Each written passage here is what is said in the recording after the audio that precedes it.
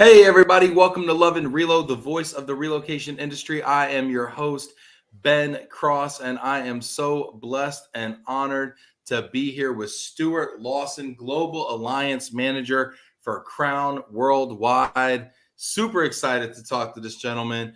Stuart, how are you doing today? I'm doing great, thanks, Ben. It's really great to be here.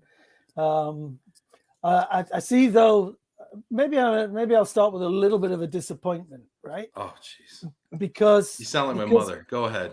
Well, because when I've watched other sessions, there you are in a shirt, a nice tie, and you look very dapper and very elegant. And I see you've dressed down for me. So listen, I was wearing a suit all day. I took my jacket off for you, Stuart. I forgot I was talking to the illustrious Stuart Lawson. I better bring my A game here.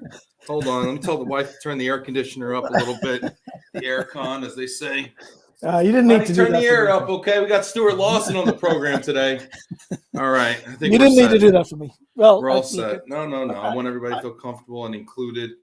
Everybody, I want to know where in the world you are. If you're turning the air conditioning up yet or not, let me know. Has spring sprung where you are? Or if you're in South America, are you going into winter, perhaps? Let me know where in the world you are. Give yourself a shout out in the comments. We're going to shout everybody out. Stuart, where in the world are you? Is that a New Jersey accent I hear? Oh, well, not quite. No, more a Northeast England accent, but that's not where I'm based at the moment. I live about 55 miles northeast of London now, Okay. right at the top of a county called Essex. So right at the top of Essex County. Yeah, lovely. I will be over there. I'll be over in London in 3 or 4 weeks, actually, middle of May. Oh, great time to come. Great time to come. I'm excited. That's what they tell me. They say it's a lovely time. They say spring is a lovely time to come there. And we'll see. We got people checking in here. Richard Majewski. Hi, Ray. Hope all is well. I don't know who's Ray, but... Yeah, I think he's talking to Ray Abbott. And Ray Abbott. Thank you. Great to see. You should host this show. You should host this show every once in a while, Stuart, because I don't know what the heck's going on here. Richard, I know Ray from way back, so Ray's good people there. And we got Melissa checking in as well. Yeah. Debbie Stewart. Hi, Stuart. Hey, Debbie. How you doing? Look at this. Fantastic. Where's everybody coming to us from here? Stacy Huff. Looking forward to the show. She's in Pittsburgh, U.S. Jamie Massler. Cheers from rainy Mississippi. Jamie got the memo. Shout out to Mississippi. Michael Fay, Memphis, Tennessee. Ernest, thanks for the webcast today. Very cool. Thanks for being here, Ernest. Appreciate your content as well. Farrell Elliott, good afternoon from finally sunny Northern California. No AC yet. Excited to learn from Stuart. Awesome. You put your questions for Stuart in there. I don't care how tough they are, okay? We've got him here. He can't go anywhere without massive embarrassment. So please put your questions in there. Just kidding, Stuart. You know how we are. We have fun over here. But seriously, if you have questions for Stuart, Stuart manages a massive supply chain across the globe. Stuart, how many categories would you say you manage for Crown? Well, I don't manage them all personally. I should say that as a first shout out. But when we counted them up just for our relocation business, I think we counted about 42 different categories of services that we're offering to our client base. And of course, not all of our clients choose all of those 42, of course not. But that's a heck of a file, though, if they do, right? Well, it is. It is, and it brings some interesting challenges when it comes to the compliance side of things, and all of the different types of due diligence that we have to do, and what have you. But mix that up with a whole bunch of different cultures, from around the world, a different kind of supply chain. We got, whether it's a Crown operation managing a local bunch of service partners, or whether it's companies that are operating in territories where we don't have our own operations. That kind of all falls under my umbrella in one way, shape, or form or another. So, Yeah, there's never a quiet day. There's always plenty to do, and if there's anybody in this call that I haven't answered emails to recently, I just want to apologize. It's not intended. I will get to you as soon as I can.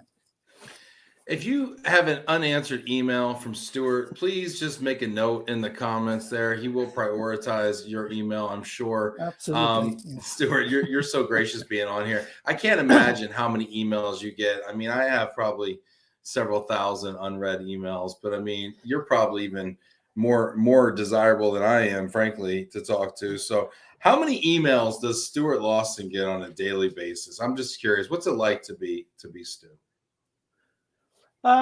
Actually, it's not too bad. A lot of what I get is FYI stuff. People Yes. want to make sure that I'm seeing what's going on, or they're just priming me for something that's going to come down the track that needs dealing with, or whatever. So it's not too bad, but probably, I mean, our systems generate maybe 50, 60 a day, maybe 70, and stick on about another 70. 100 plus maybe. So yeah, it just depends what's going on, right? I mean, a lot of system generated FYIs. I get those as well. Absolutely. If you've got questions for Stuart Lawson, put them in the comments here. Hit that like button right now. That is really the only price we pay to do the show is likes. Carolina Savayova, hello from Prague. Definitely not turning the AC on. We had snow last week. Wow, Carolina. Snow. Yeah, but at least I have good beer to get them through that. Carolina has some particularly good beer. Carolina's family actually owns a brewery in Prague. Oh, really? Yeah. Oh, wow. So if you ever get to Prague, look Carolina up. She's got the best beer in the city. Yeah. Steve Fry, Handsome Devils. Amen to that, us, Steve. That's us. Yeah. Steve's got a good eye there. Sarah, greetings from dreary Seattle. Yes. Richard, spring has sprung in lovely London. Away the lads to Stuart. Yeah. He means away the lads. What does he mean by that? He's relating to the football team that I support, which is the mighty Sunderland. And that's my hometown team. And we always, our greeting to the team is away the lads. I like it. It's a Geordie. It's a kind of Geordie thing. It's a local dialect. Yeah. Leo Capitore's hopping on that train there too from St. Louis. Yeah. I still remember when Stuart invited me to watch Crystal Palace for Sunderland. There you go. Such a great time. Yeah, that was a good night. Look at this. Rigoberto, Stuart Lawson, a legend alive. Oh, really? Wow. Yeah, I know. Wow, you're too kind. It's a low bar on Love and Relo. It'll make you feel good. All right. It'll make Yeah, all right, so we got a real question. I'm always going to prioritize audience questions over whatever drivel I have here. Sure. Steve saying, what is one piece of business advice that you've learned over the years? Oh, thanks for that, Steve. One bit of business advice. Well, I've learned to take, and maybe this is a little naive of me, but I've learned to take people as they come, and I think I like to. It's about, this business is all about building relationships, and I think the best thing you can do in any environment in this industry, particularly, I think, is to learn how to build your business relationships. What I do in supply chain is, look, when we're getting down to it, it's about trying to find providers who will provide great service for us at the best price that we can get. And some of those conversations can kind of get a little tough from time to time. But you know what? It's all about building relationships. It's about it's all about making sure that your partners will come good for you when you need them to, and you support them when you need them to as well. So I don't know whether that's answered your question. I don't think it's a specific piece of advice. Maybe it's just that I consider myself to be a people person. Other people might argue that I'm not, but I put great emphasis on trying to build relationships and build rapport with people, because you know what, one day you're going to need them, and they'll help you if you're good to them. This is, I think that is a good piece of advice, is to value relationships. I've worked for people and worked with people over the years who said, well, what's the purpose of the relationship? You give somebody a service at a fair negotiated price, and you do good quality work. What's why all the extra stuff, right? Why all the extra networking and the dinners and the things that make people really come together on a personal level? And it does seem like, and we're coming into this season now, that there are a lot of favors called in this business in a certain few months of the year, right? There's the difference between you getting that corporate housing unit, or you getting that last spot on a truck, or you getting that last appointment, with a DSP or whatever, comes down to relationships, frankly, and the amount of the amount of relational capital that you've built up with those service partners. And it's about how you treat those partners. If you don't treat them well, then they're not going to come good for you when the time's needed. And look, no disrespect to any of my other colleagues or who work in supply chain for my competitors, but I want that last DSP to want to say, actually, if I've got a choice as to who I can provide my service to, I'm going to offer it to Crown. Why? Because actually they treat me fairly. And I think that's where we have to get to. What is that? What is partnership? And I'm going to put this out there to the crowd as well. I'd love to hear, if you're watching this right now, I want to know, in your opinion, what does a equitable, successful partnership look like to you? Describe that for me. Put that in the comments. I want to know your thoughts. I want to crowdsource this idea just for a second, because we, very much, Stuart, correct me if I'm wrong here, but very much an RMC, a relocation management company's business, is to manage a network of suppliers to a common outcome, customer experience, and to a budget. And now I know Crown's a little different than some, because you do have the moving component, and you do have some of these boots on the grounds components. Absolutely. But most of the services rendered by an RMC are not actually rendered by employees of the RMC, but instead partners, right? And so, creating that partnership has got to be a huge piece of your business. And I'd love to hear from in your thoughts there.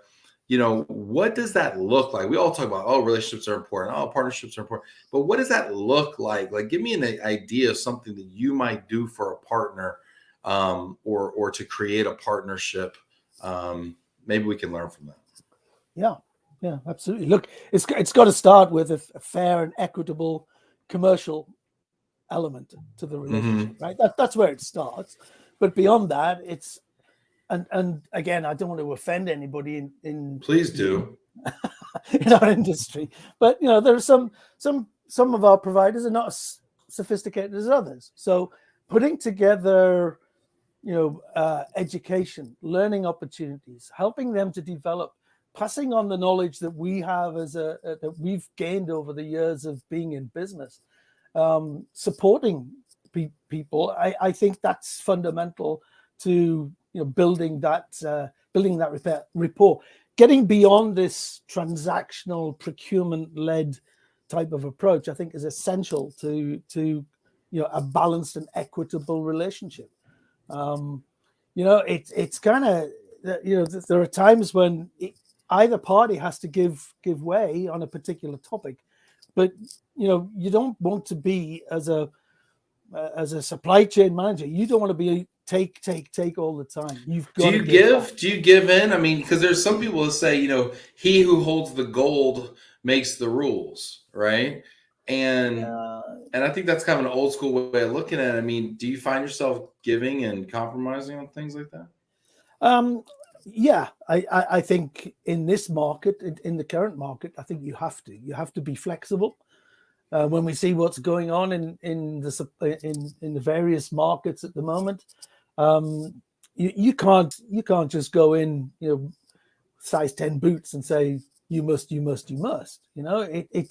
This is all about, well, okay, if you do this for us, how can we help you with that? I think as we've evolved, as Crown has evolved and has evolved its relationships with its partners, we've had to become more understanding. We've had to become more empathetic, and we've got to, and we've become more understanding that this is a two-way street.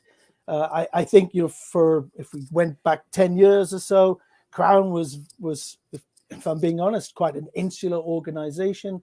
We had operations in all of the major territories that our customers and clients needed service. We didn't have much need for an external supply chain.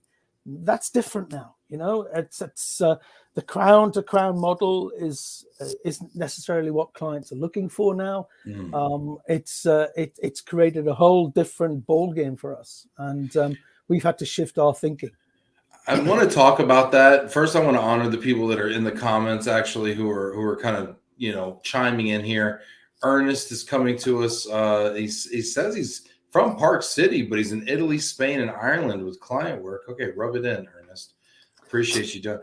He says, deliver what you promise, fix when things break or go wrong. Mm-hmm. Yeah, it's a good way to classify. Gerard says, mutual respect, equal support, same understanding to deliver the goals and requirements. This is definition of partnership. Let's see what Richard says. I think relationships change with age. Maybe you get more giving as the years disappear. Well, on that basis, I'll be giving away an awful lot. People finding your approach refreshing. Lorna is loving the honesty here. Elizabeth checking in, saying, so good to see you, Stuart. Ray is saying, trust, integrity, and technology plays a key role in partnerships. I'm gonna get to that as well, the technology piece. Lorna saying transparency is key. But you mentioned the evolution, and you talked specifically about Crown. And Crown's an organization that's been around for a long time, especially as a relocation management company. Crown was started in 1965, maybe? Correct. Yeah, bang on the money. Yeah, in Yokohama, Japan.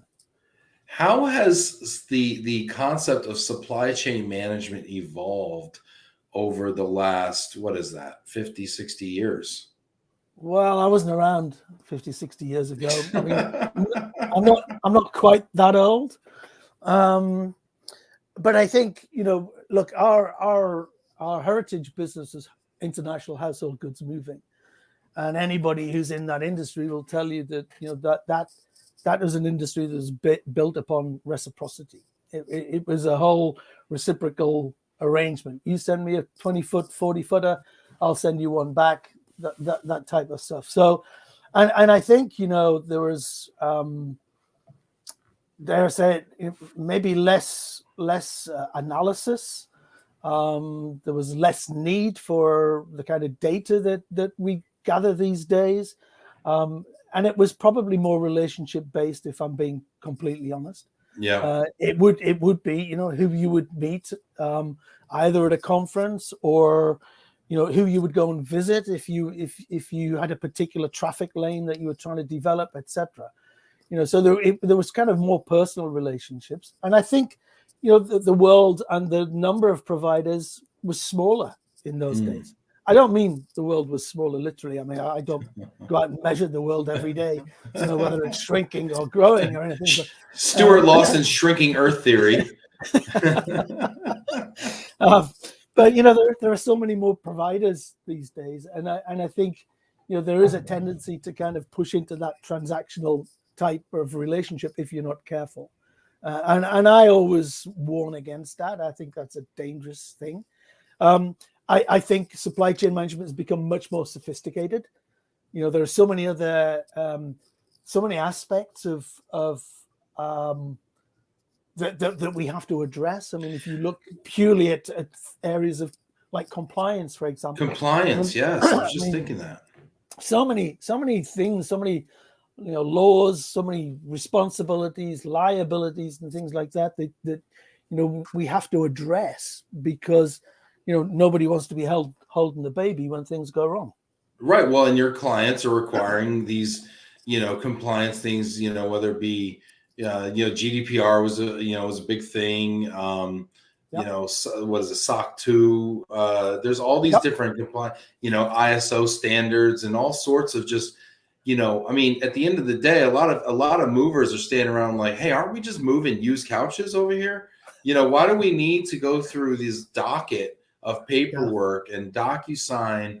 You know, look, you know, and can I really be, you know, can I really be sure that what I'm attesting to, you know, is true when the largest corporations in the world are getting hacked and getting held for ransom, cities, municipalities, and yet I'm attesting that I have these secure servers. I mean, to some degree, it feels a bit like overkill.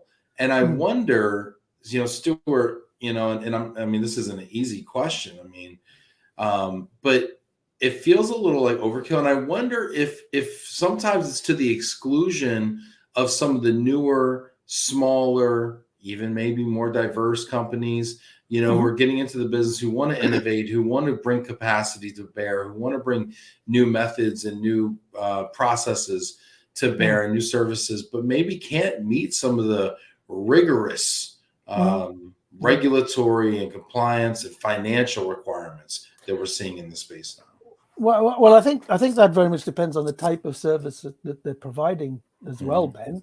You know, and I think one of the things that we've learned since we started this this compliance and risk-based approach. Look, I report to the chief risk officer in Crown, right? I don't report to operations. Quality and risk is where I sit in the organization. So that tells you where we're coming from when it comes to, you know, looking at our supply chain. Now, you know, when we started out on this journey, this part of our journey, belt and braces approach. I'll freely admit it. Why? Because we got our fingers pretty badly burnt at one point, you know. And when you've been suspended by a client because things haven't gone quite the way that they expected them to, then you learn your lesson, and you learn your lesson fast.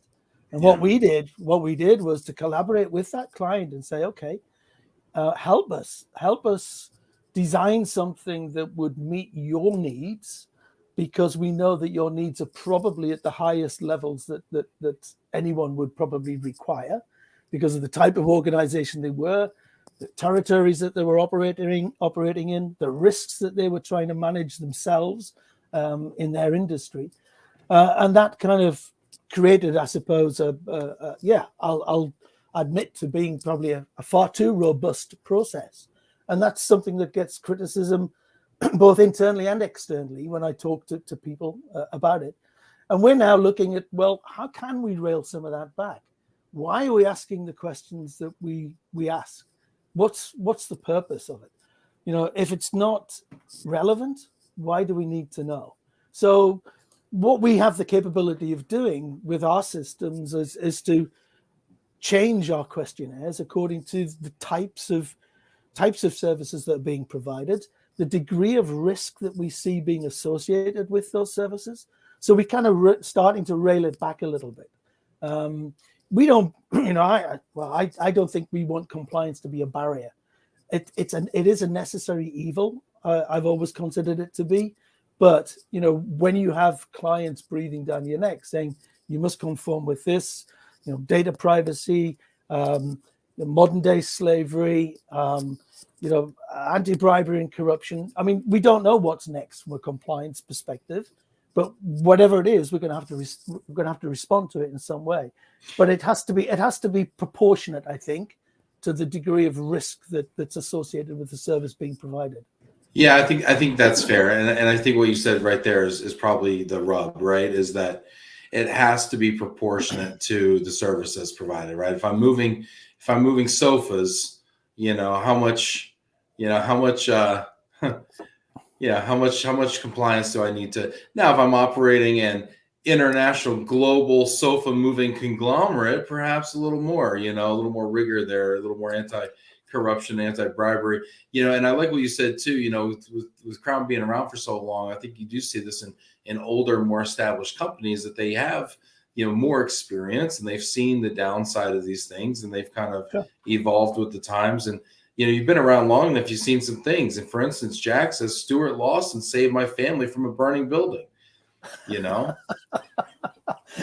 I don't recall being any member I of a don't fire service recall. anytime. I cannot recall, sir, that happening.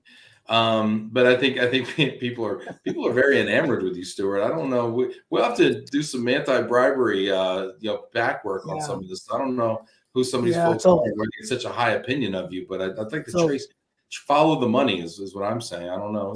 Just kidding. yeah, Let's it's all those £5 notes I've been Oh, those distributing. £5 notes just slipping these people. You're Venmoing people here.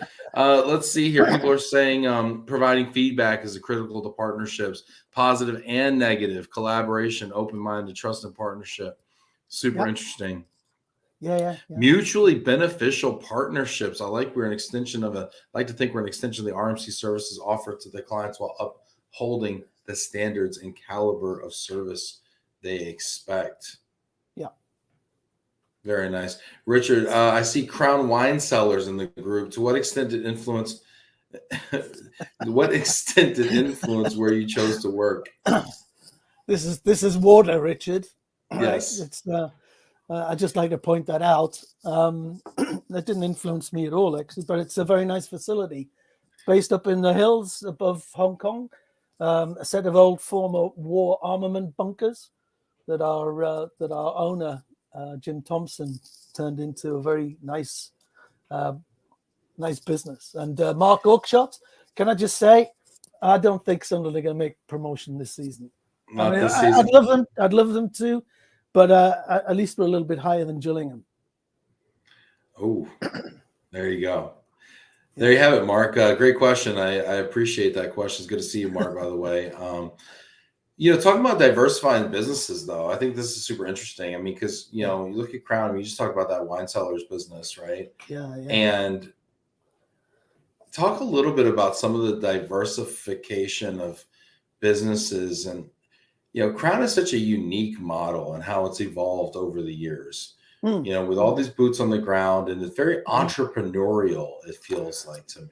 Well, I was about to say that I think we've been blessed to have an owner who, is he's been very keen to develop the entrepreneurial spirit, that he has in abundance himself, and he's passed that into the culture of the organization. And look, I think his vision and the vision of the various members of the board over the years has kind of led us to diversify into some really good businesses.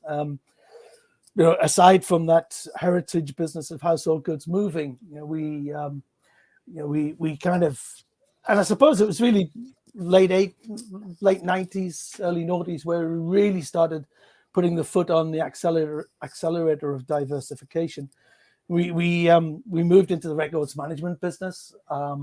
We developed the global mobility services, that are now such a fundamental part of what we do.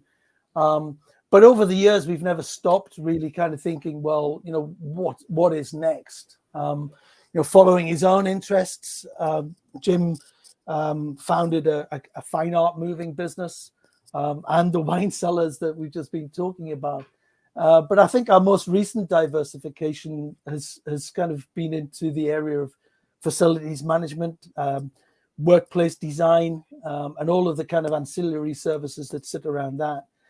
And I think that diversification has really stood us in good stead. When the pandemic hit, we were, I think, like everybody else, taken a little bit by surprise by it. April 2020, global relocation revenues off the side of a cliff. It was a real big problem for us. Now, fortunately, we've been developing different usages for our bricks and mortar. That records management business that I was telling you about, I mean, a carton sitting on a shelf doesn't know what COVID is. It still generates revenue. It still provides cash for our business. That workspace brand, all of a sudden, companies were starting to look at how they reshape their work facilities. And beyond the pandemic, they're now starting to think, well, how do we adapt our workspaces into, to deal with the hybrid working policies and things like that are prevalent now. And they've been great revenue earning opportunities for us as we've developed those services and kind of and keep pushing the boundaries. But it's it certainly created a very broad group of services, 7 different brands, all servicing different parts of I guess business in its various shapes and forms around the world. Yeah, you bring up some really good points. We got some new people checking in here. Hit that like button. If you're watching this right now, do me a favor. Smash that like button a whole bunch of times. I appreciate you out there. My good friend Tracy O'Connor checking in. Hawaii the lads, she says. This is great. I probably butchered that, but I'm doing my best here. No, that's good. I'm liking it. Yeah. I'll tell you what, when you come to London, I'll take you on a course of Lanya Sel Jodi. I don't even know. Was that English? I don't even know well, what I just heard. It's the only other language I speak. What is it? I don't even. What did you say? Tell me about it, because I am going to London. I do have a Saturday. I am looking to pack it full of touristy things. I do not currently support a football club. My fandom is for sale. I'm looking for a club. So any recommendations? Recommendations in London? No. Who should I support? Put it in the comments. If you want me to support your club, put it in the comments. Make a case for yourself. I want to know. I need a football club. Who should I support? Stuart? Well, let me tell you, if you come to London and the southeast of England, you probably need to support Manchester United. It's going to be interesting. I think I might be hanging out with a Man U fan on Saturday. Now I hear they're a little disappointing though lately. They are, yeah. They're not in a good place. Not in a good place. But what they need is a good new leader. Just like any business. Like any business. There you go. Natalie saying Arsenal, Gunners all the way. We got a Blackpool. We got 2 Blackpool votes. Maybe, I don't know. This is great. We've managed to turn a supply chain stream into a football chat line. Fantastic. Yes. Hey, you know what? Why not, right? No Man U. We're getting some anti-Man U votes here. This is some hate, some Man U hate. This is great. You mentioned the pandemic, and we'll pivot here. Okay, one last one. Richard, come on, Ben. You got to be a City fan.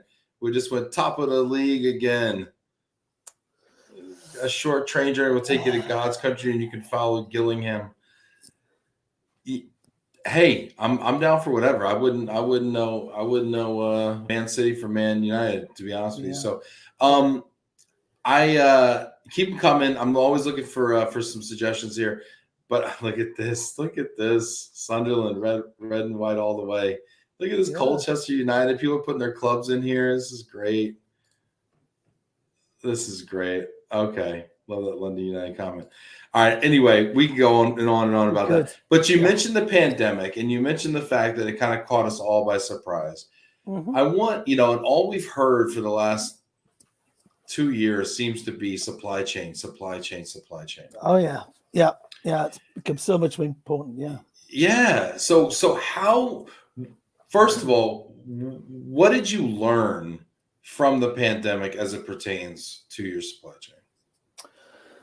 Well, I think what we learned is actually how robust it is, and how lucky we were to have some fantastic partners, and to have and it taught us actually that we'd chosen pretty well when we worked with the companies that we do.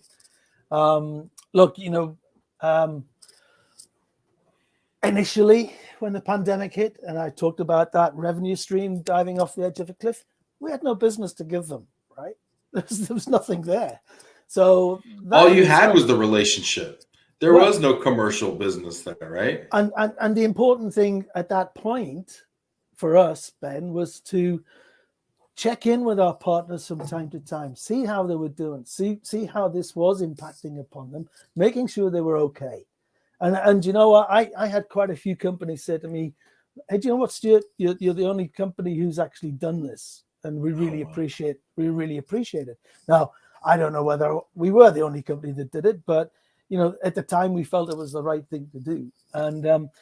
And we talked about those relationships kind of reaping rewards, because when our clients had to switch to a whole new world of duty of care, and they had people all over the world who were a bit scared. They didn't know what was going to go on. They didn't know how they were going to even maybe survive in their new territories in this pandemic.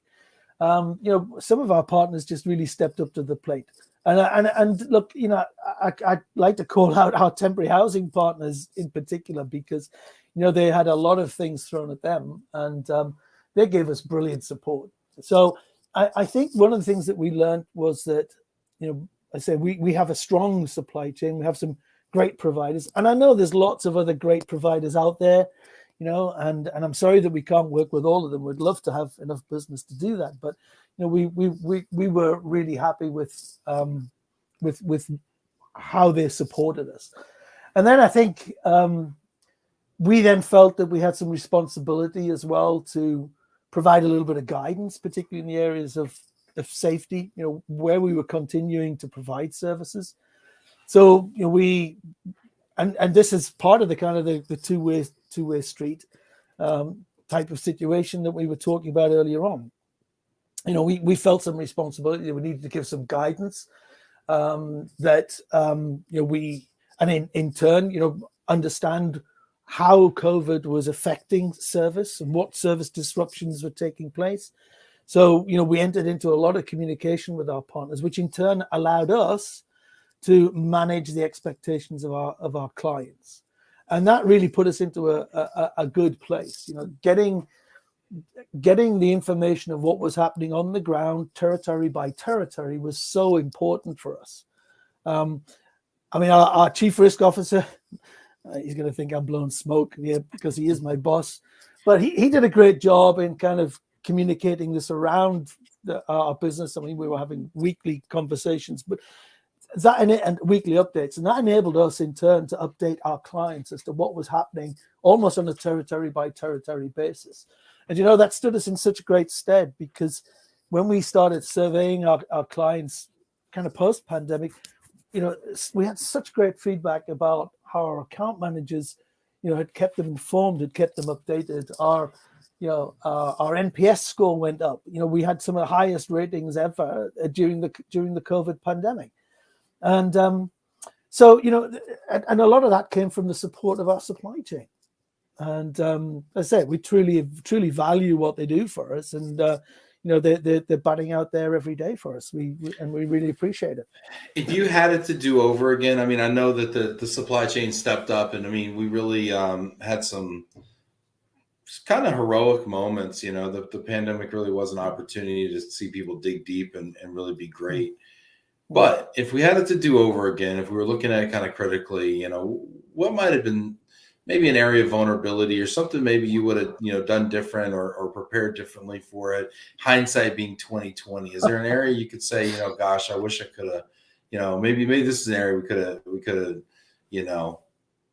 done better, been more prepared, or maybe it hit us harder than we would have thought in this one particular area? That's a really, really good question. It's a tough question, right? And it is a tough one.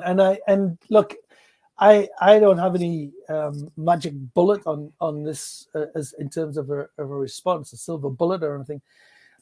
I think in that scenario, communication is the name of the game. It's all about communicating and supporting each other as best we could in that environment. Is there anything we would have done differently? I'm not sure that we would. Look, it forced us to, and I think it forced a lot of companies to look again at how it did things, right?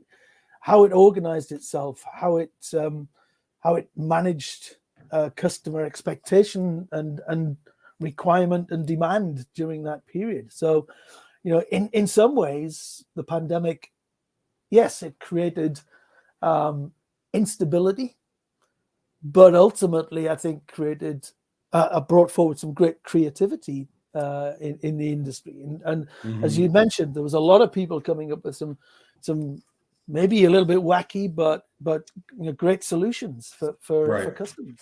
And that's what it's about. That's what it's about. Yeah.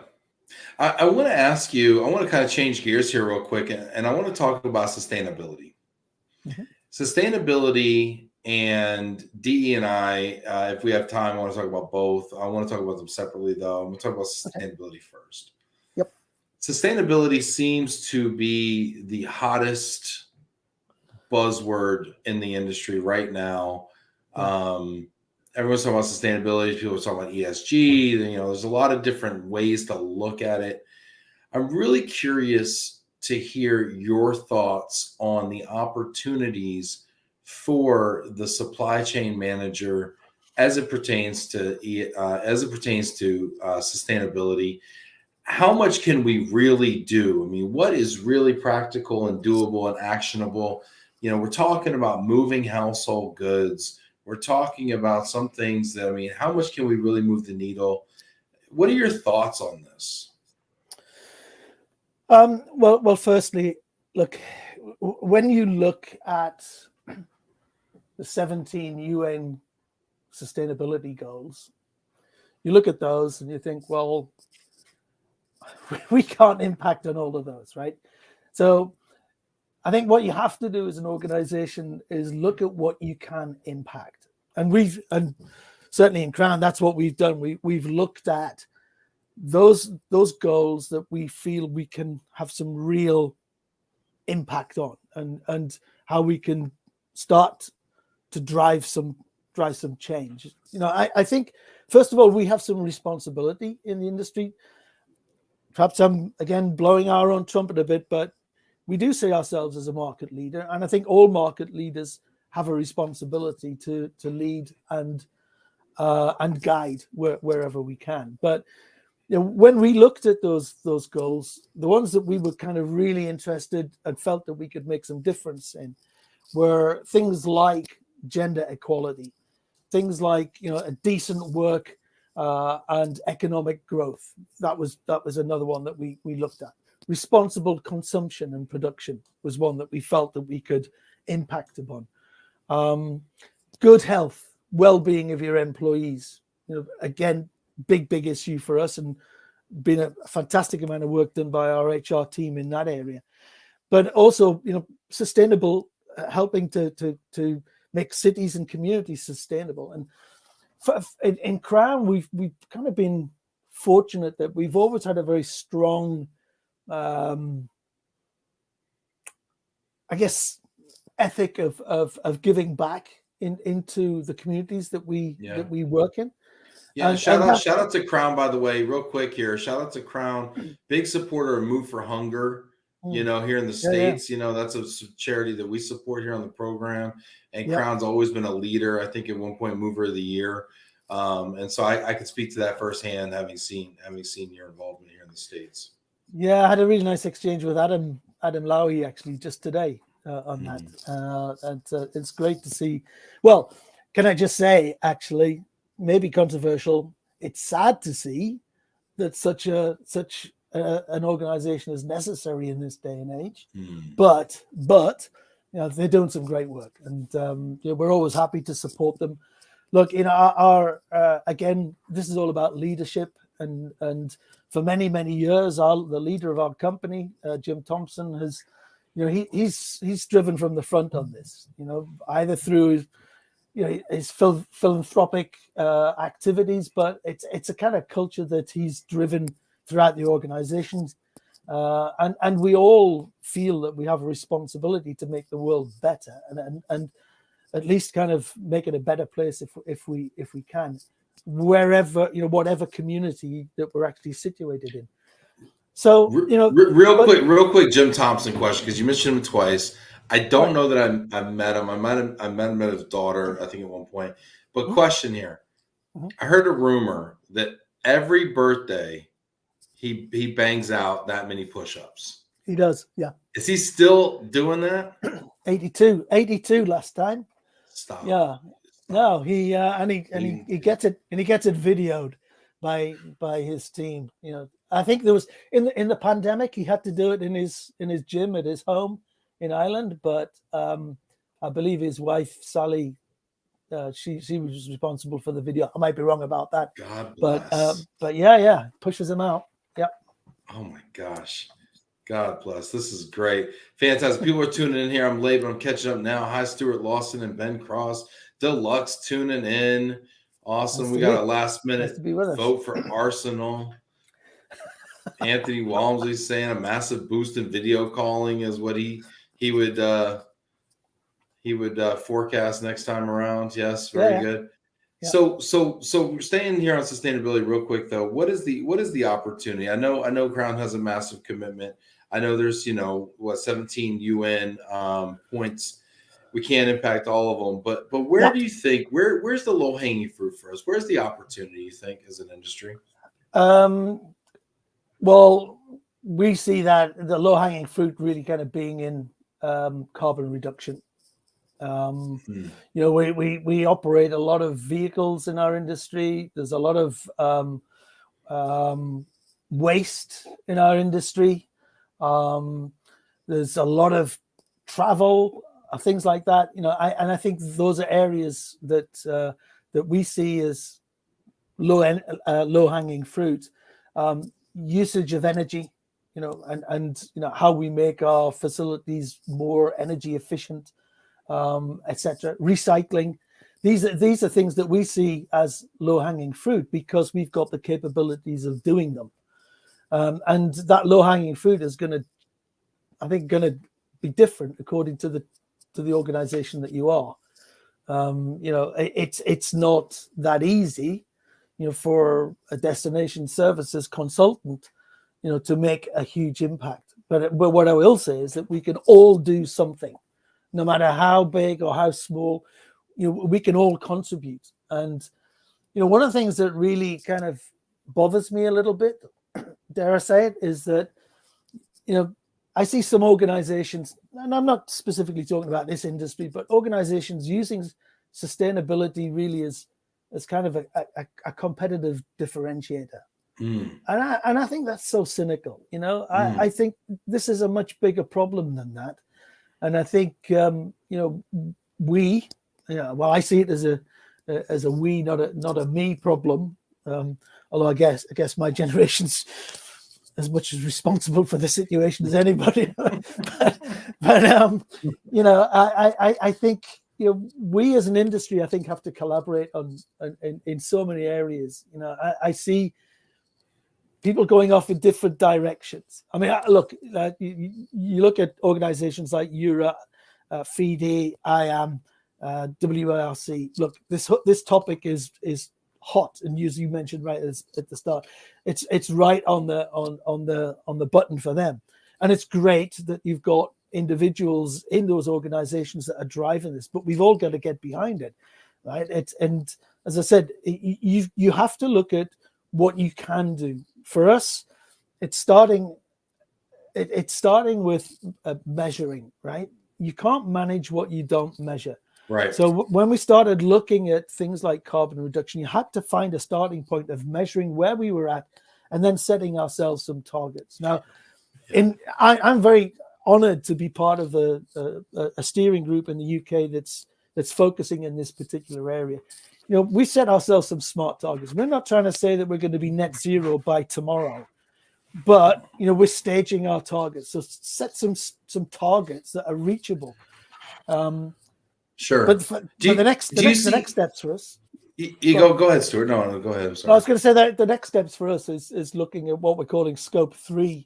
And that's where we start to look at things like purchased goods and services. So, you know, when we start looking at our supply chain, you know, we're going to be asking more questions in these areas. We need to understand what our partners are doing now, where they see themselves going with this, and seeing what we can do to collaborate with them. and guide them if necessary. I love the fact that they guide them, right? And I love the fact that it sounds like you're taking a partnership approach to it, because what I'm what I want to understand is we see these types of questions on RFPs already, right? We see, okay, what are you doing from a sustainability standpoint? What are you doing from a D&I? What are you doing? And essentially they're asking in many cases to self-certify or tell us a story that we're going to deem either plausible or implausible. But I'm wondering if there's an opportunity for a third party or an association. I mean, you mentioned IAM, you mentioned Worldwide ERC, to come in and actually certify these companies, right? And to do a deeper dive to actually certify these companies in a way that you can actually buy or not buy, make purchasing decisions. Because right now, what I see, it's very, it's hard to quantify truly, It is, yeah. What we're all doing. It is, without turning it into another monstrous set of questions that need to be responded to as part of a due diligence process. It's look, it requires honesty and transparency, and we all know that not everybody is as honest and as transparent as maybe they should be. But I think somehow we have to find a way of creating some simple tools that businesses can use. Maybe that might create the best opportunity or best value to those members of the industry that perhaps are not quite as fortunate as companies like ourselves that do have the resources to tackle these issues. Yeah, I mean, especially some of these small businesses, you talk about resources. I mean, yes, it's difficult sometimes to do the hard work to change your business processes to make an impact for good.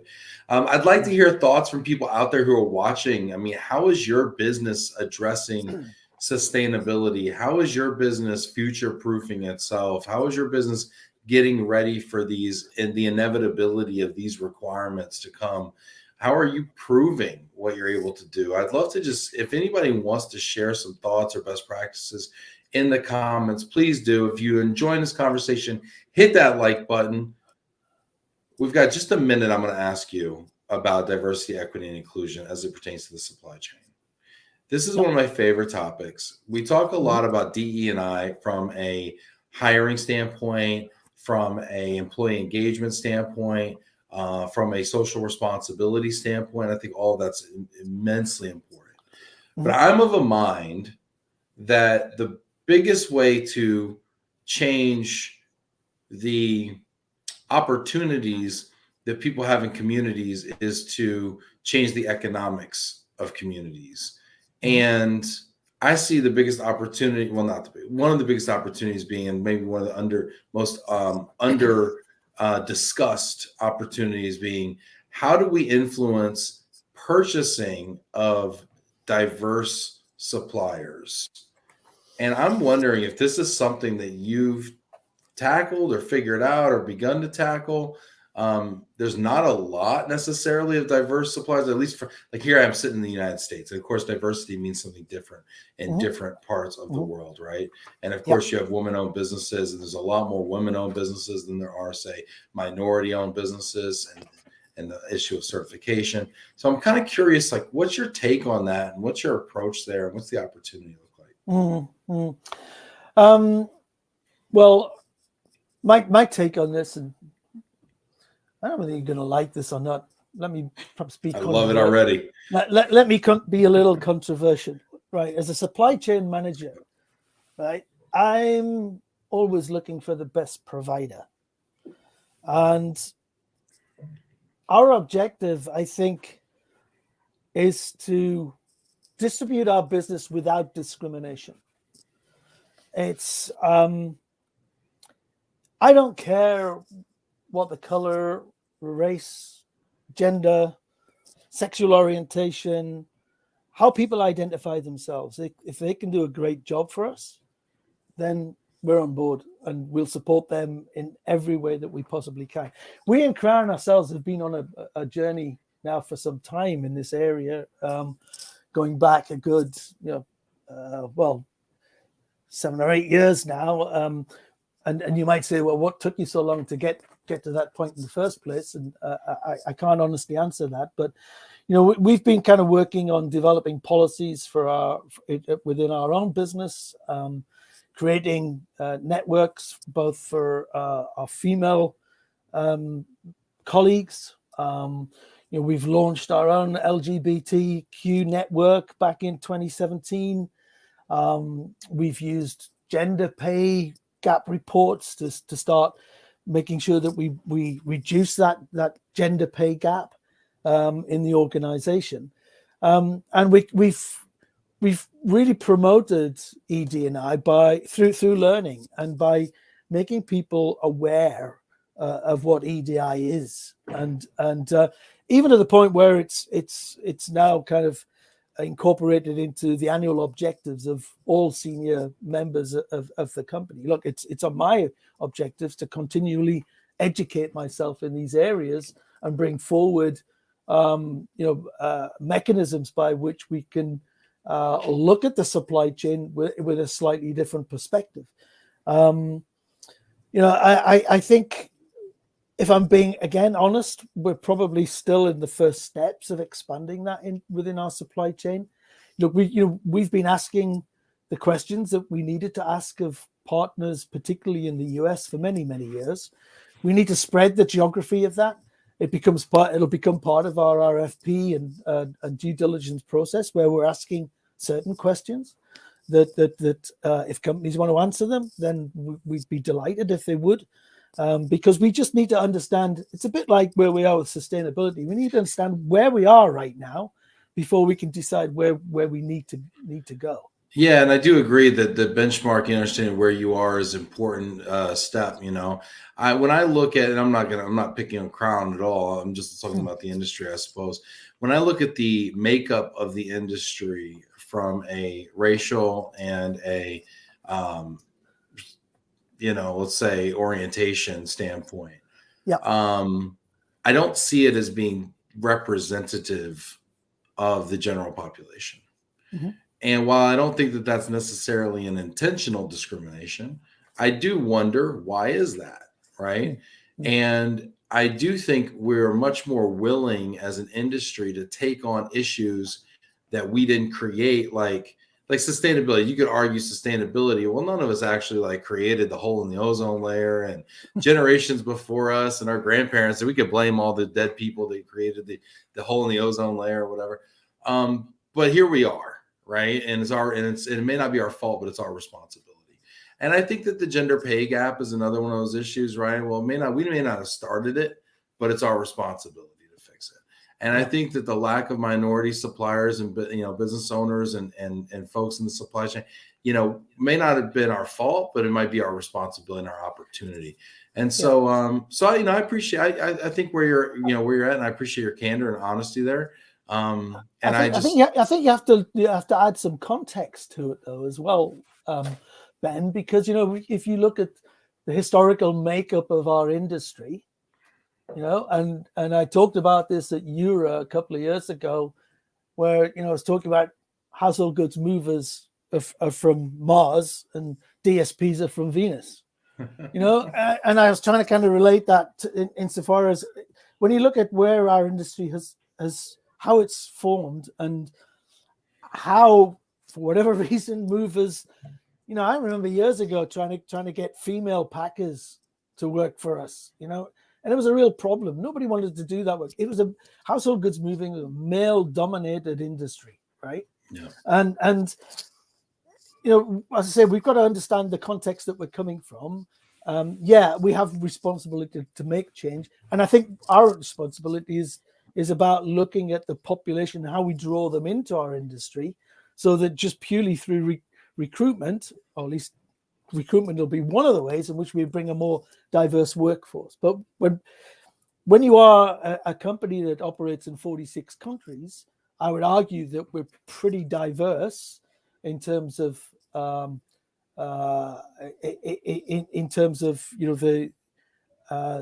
type of people that work for us, and we've worked really hard to make it easier for people to be who they are, when they work with Crown. And again, that I think that's an important part. But let's also not let's not forget that there's some territories where actually being who you are, it might not be the smartest thing to do. Yeah, it's difficult. There's a lot of challenges out there. There are. Ernest checking in. Incredible program. Thanks for sharing. Mark's loving your answers. Stuart, awesome. Hey, Stuart, we don't have much time. Let's take a minute and have a little fun. How about that? And on a fun note? Oh, go on then. All right, here we go. Stacy, super producer Stacy, let's play a little game we call underrated, overrated, or its cousin, overrated or underrated. Okay. Let's have some fun here. Stacy, what's our first overrated, underrated? The value of our industry to both corporate clients and customers is overrated or underrated, Stuart Lawson? Oh, look, is there any other answer than underrated? None of us get paid enough for doing what we do. We got so many clients, well, there's so many companies out there who have just handed the whole mobility piece to procurement. You have these great RFPs and you answer all their questions and you talk to the nice people in HR. And say, well, this is really lovely. This sounds fantastic. What you're going to do for us? Can we now just introduce you to procurement? Right? And that's when the fun begins. Yeah. So yeah. Look, I think what we do in our industry is very underrated and undervalued. I think. And I think we've got to be careful because, we are heading down a route of transactional activities.